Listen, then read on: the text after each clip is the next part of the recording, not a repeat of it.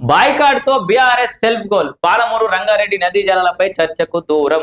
Yes, ఇది definite గా BRS party self goal అని చెప్పుకోవచ్చు. ఎందుకంటే నేను మంచిగా చెప్తున్నాను. బీఆర్ఎస్ పార్టీ కూడా ఎన్నూరు బిడ్డ. విషయం ఏంటంటే, సరే కేసీఆర్ బాపు లేదంటే మన హరీష్ రావు కాక ఎవరు అవినీతి చేయలేదు అనుకుందాం.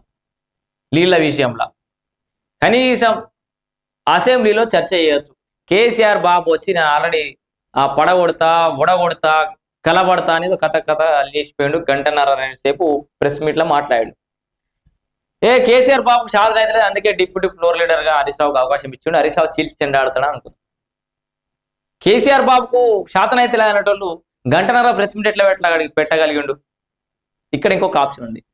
కూర్చుండి ప్రెస్ మీట్ మాట్లాడినట్టే అసెంబ్లీ కూడా పోయి మాట్లాడండి. కూర్చుండి ఎవరైనా అద్దన్నారా? ఆయన కూర్చుంటే నిబంధనలు ఒప్పుకుంటే ఆయన కోసం నిబంధనలు మారుద్దాం.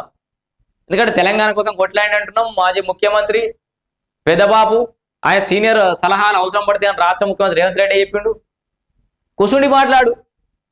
కృష్ణా జలాల మీద, మిగతా జలాల మీద, గోదావరి జలాల మీద, మొత్తం నువ్వు చేసిన జల కళల మీద కూర్చుండి మాట్లాడు. నువ్వేం మాట్లాడుతావు? మాట్లాడు. సరే ఆయన రాలేదు కదా అని, ఇంత ఉన్నాడు కదా అని చెప్పేసి ఆయనతో అల్లుడిని పంపించుడు. అల్లుడు ఏం చేసిండు? మామ నా మీద చూసేబట్టే సమాజం అంతా నాయకు చూడబట్టే ఇప్పుడు మామాలకు నువ్వు మాట్లాడిపో అంటే నువ్వు మాట్లాడిపో, నువ్వు మాట్లాడిపో అంటే నువ్వు మాట్లాడిపో. ఇట్లే ఉండదు వాళ్ళిద్దరు దుకాణం. నువ్వే అవినీతి చేసినావు అంటే నువ్వే చేసినావు, నువ్వు చెప్తేనే చేసినా నేనే, నువ్వు చెప్తేనే చేసినా నేనే. ఇద్దరు కలిసి ఏం మాట్లాడనో అర్థమైతలేదు. ఆయనతో మైక్ ఇత్తలేరు, మాట్లాడినిత్తలేరు. అదేదో దాంట్లో ఏమన్నా మన స్కూల్ పిల్లవాడు అన్నట్టు గర్భసంచలనం అవుతుందని బంక్ కొట్టినట్టు మనం ప్రిపేర్ అయిపోకపోతే, హోంవర్క్ చేసుకొని పోకపోతే స్కూల్కి ఎట్లా బంక్ కొడదామా అని చూస్తాం. అట్లనే ఈ అసెంబ్లీ శాసనసభకు, ఈ అసెంబ్లీకి వీళ్ళు ఈ కృష్ణా జలాల మీద, ఈ నీళ్ళ మీద చర్చకు వీళ్ళు ప్రిపేర్ అయ్యి లేరు. ఎందుకంటే వీళ్ళు అవినీతి ఉంది, దాన్ని ఎట్లా ఎదుర్కోవాలో వీళ్ళు తెలియదు. అందుకే బంక్ కొట్టిరు అంతే. గాయగా వేయాలి. ఎట్లాగూ ఒకటే తిరిగా మనం ఈ సబ్జెక్ట్ మీద చర్చ చేయకుండా రాష్ట్ర ముఖ్యమంత్రిని తిడితే ఎట్లాగో వాళ్ళు మైక్ అడిగేస్తారు. ఆయన మైక్ అడిగిన అదే వంక పెట్టుకుందాం, బయటకు పోదాం, గన్ పార్క్ దాకా పోదాం అని చెప్పేసి వాళ్ళంతా నిర్ణయం చేసుకోరు. అనుకున్నట్టుగానే మూకుమ్మడిగా ప్లాన్ లో భాగంగానే అసెంబ్లీని బైకాట్ చేసిపోయారు. మరి తెలంగాణ సమాజం అంతా చూస్తుంది కదా, అంత అర్థం చేసుకురు కదా. ఇది ఖచ్చితంగా బైకాట్ తోటి బీఆర్ఎస్ తెలుపుకోలేదు. తెలంగాణ సమాజం ఏదో చూసింది. ఇన్ఫాక్ట్ మీకు ఒక భయంకరమైన ఇది చెప్పన్నా, బీఆర్ఎస్ పార్టీ కార్యకర్తలు ఎదురు చూసారు. మా బాపు ఈసారి అసెంబ్లీకి వస్తాడు, రేవంత్ రెడ్డి పని అయిపోయింది బిడ్డ, మేము మస్తు స్టేటస్లు పెట్టుకోవచ్చు, మస్తు బీజిఎంలు వేసుకోవచ్చు, రఫ్ ఆడిస్తాడు మా బాపు అనుకోరు. సో ఈ మని బాపు రాలే. బాపు రానందుకు మా హరీష్ అన్న ఆగమాగా చెప్తాడు అనుకోరు. కానీ హరీష్ అన్ననే ఆగమాగమై బయటకు వచ్చిండు. బీఆర్ఎస్ పార్టీ కార్యకర్తల గోస చూడాలి, సోషల్ మీడియా కార్యకర్తల గోస. ఎందుకంటే వాళ్ళకి ఏం పెట్టాలో కూడా అర్థమైతలేదు.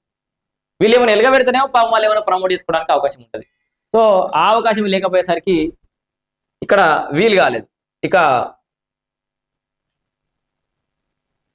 జవాబు ఇవ్వలేకనే పారిపోయారంటూ కాంగ్రెస్ విమర్శలు. సో డెఫినెట్ గా అందరికీ అనుకున్నట్టుగానే జవాబు ఇవ్వలేకనే పారిపోయారని అంటారు ఎవరైనా. ఏంది ఆడియో వస్తలేదా?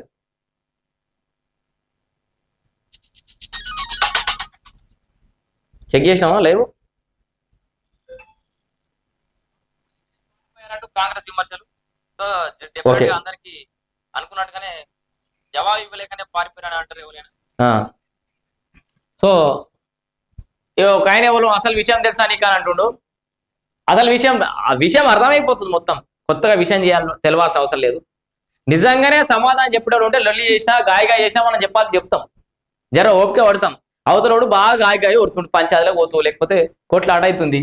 వాడు ఎంత గాయగాయ ఊరినా నీకు మాట్లాడే అవకాశం లేకపోయినా ఎప్పుడు అవకాశం వస్తుందా అని ఎదురు చూస్తావు. ఎందుకంటే నీకు లోపల నిజాలు, నువ్వు చెప్పాల్సిన అంశాలు చాలా ఉన్నాయి కదా.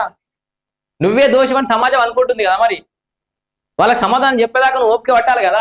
అసెంబ్లీ అయిపోయేదాకా నువ్వు వాడు ఆగాలి కదా. ఆగం, లొల్లి చేయాలి, బయటకు రావాలి, ఇంతకు మించి ఆప్షన్ లేదు. ఇక విషయం తెలుసా అన్నట్టు ఆయన మరి కేసీఆర్ బాబు అసెంబ్లీకి వస్తా అని అన్నాడు కదా, ఆయన అన్నాడు కదా. మరి ఎవరు అడగలే కదా, వస్తా అని ఎందుకు రాలే? శాతన అయితే లేదని నరికినాం అనుకో. శాతన కానోడు గంటన్నర ఎట్లా ప్రెస్ మీట్ పెట్టిండు? ఇక చాలా ప్రశ్నలు ఉంటాయి. ఇక ఈ ముచ్చట పక్కేసి పెడితే చేసిన తప్పులను ఒప్పుకునే ధైర్యం వారికి లేదంటూ మంత్రుల మండిపాటు. గులాబీ వైఫల్యం, కృష్ణా జలాలే మున్సిపల్ ఎన్నికల్లో పార్టీకి ప్రచారాస్తం అని చెప్పేసి అయితే చాలా మంది అనుకుంటారు. తొలి రోజు హడావిడి, రెండో రోజు సభ కుటుంబ. కేసీఆర్ తీరుపై సర్వత్రా విమర్శలు, పార్టీలోనూ చర్చ. సో ఇక్కడ బీఆర్ఎస్ పార్టీ సెల్ఫ్ గోల్ ఎట్లయితే కొట్టుకుందో జలాల మీద, కృష్ణా జలాల మీద డిస్కషన్లకు రాకుండా